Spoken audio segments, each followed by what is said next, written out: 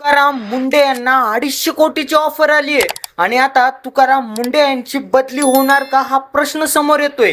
एकीकडे विधान परिषदेमध्ये जेव्हा जितेंद्र आव्हाड यांनी 250 कोटीच्या ऑफर बद्दल सांगितलं, जवळपास सगळेच राजकारणी थक्क झाले।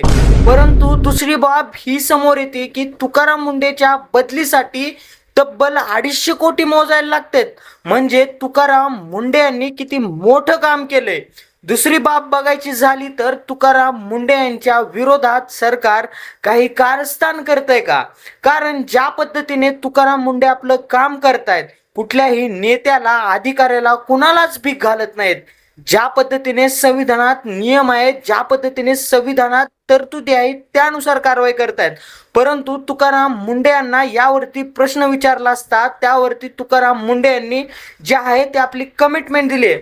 ती कमिटमेंट काय आहे की तुकाराम मुंडे यांनी सरळ सरळ सांगितलं आहे की जर मला 250 कोटीची ऑफर येते, परंतु मी या बाबतीत किंवा त्या राजकीय नेत्याच्या बाबतीत काही बोलणार नाही, परंतु मी माझं जे काम आहे ते काम करणं मी सोडणार नाही।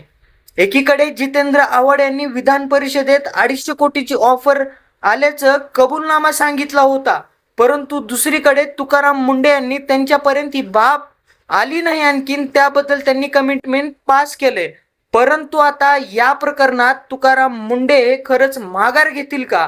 महाराष्ट्र सरकार यावरती तुकाराम मुंडे यांची बदली करेल का हाही प्रश्न समोर येतोय।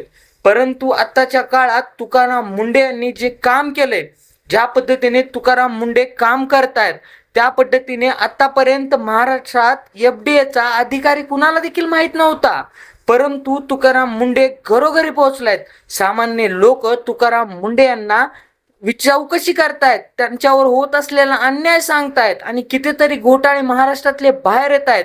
म्हणून तुकाराम मुंडे यांनी आतापर्यंत 250 कोटी ऑफरची जी न्यूज आहे ती त्यांच्यापर्यंत न पोहोचल्याचं सांगितलंय।